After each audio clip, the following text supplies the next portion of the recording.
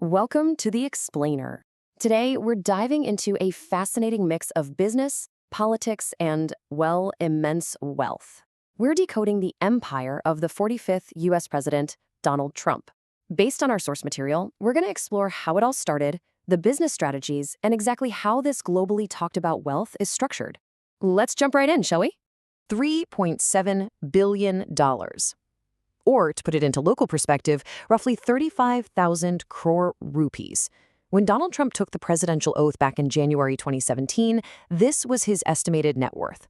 I mean, that officially made him the wealthiest president in American history. But the massive question we're answering today is, where did all this money actually come from? How do you even build an empire that size? So here's our roadmap for today. First, the origins of the empire. Then, building the brand.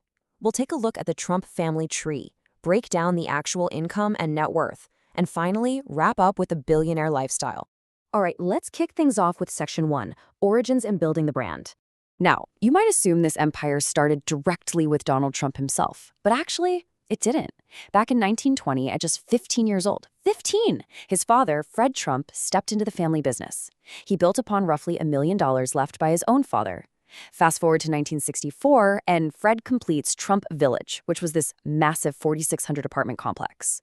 But the real shift? That happened in 1968 when Donald was named president of the company, officially rebranding it as the Trump Organization in 1974. So why this sudden transition in leadership?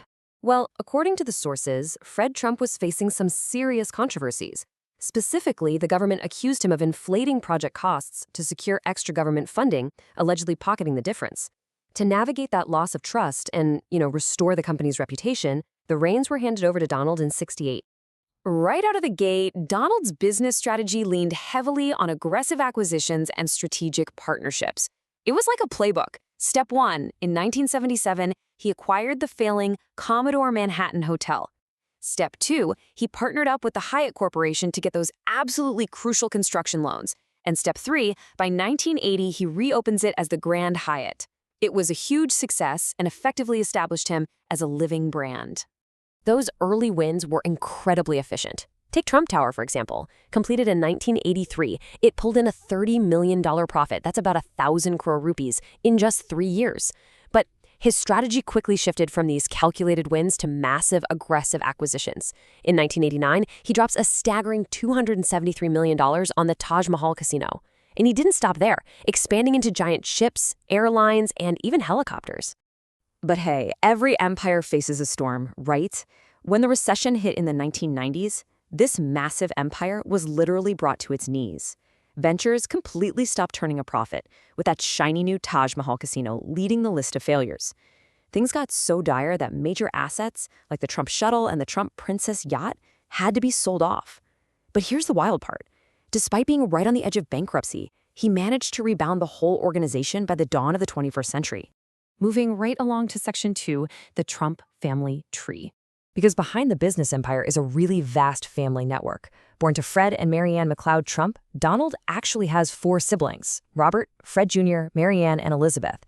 As for his personal life, he's been married 3 times to Ivana, Marla Maples, and Melania. This whole complex family structure also includes his 5 children. You've got his sons, Donald Jr., Eric, and Barron, alongside his daughters, Ivanka and Tiffany. All right, let's get to the numbers in Section 3, Income and Net Worth. Let's actually look at the cash flow here.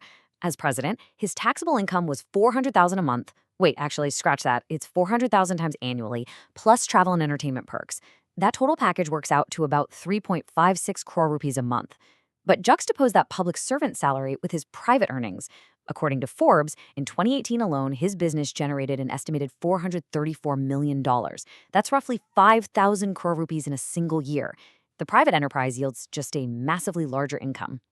So how exactly does someone aggregate a $3.7 billion net worth? I mean, it's not just sitting in a single checking account, right? It's a hugely diverse portfolio spread all over the globe.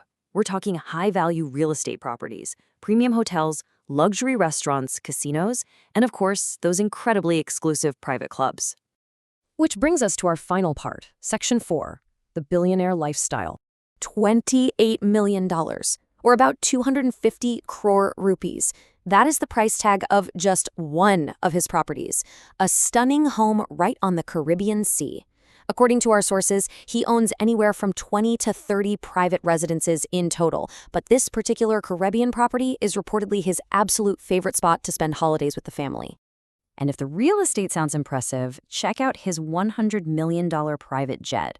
The customizations on this thing are extreme. We're talking Rolls-Royce engines, 24-karat gold seatbelts and accents, premium leather interiors everywhere you look, and a fully equipped, luxurious private bedroom right there on board. Even as president, his transportation security totally matched that billionaire energy.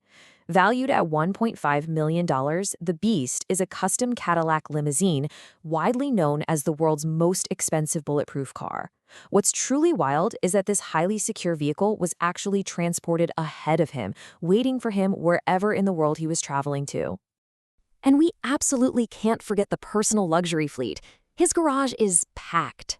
It features a $500,000 Lamborghini Diablo, a $1.5 million Mercedes SLR McLaren, a $450,000 Rolls-Royce Phantom Series 2, and a gorgeous classic 1961 Rolls-Royce Silver Cloud. Oh, and for shorter trips through the sky, just a casual $7 million private helicopter. So after mapping out the origins, the devastating crashes, and the ultimate accumulation of this immense wealth, the source material leaves us with one incredibly compelling question. Is bouncing back from that near-total collapse in the 1990s, due this staggering level of wealth, a mark of pure business intelligence, or is it something else entirely? We'll leave that for you to decide. Thanks so much for joining us on this explainer, and we will see you next time.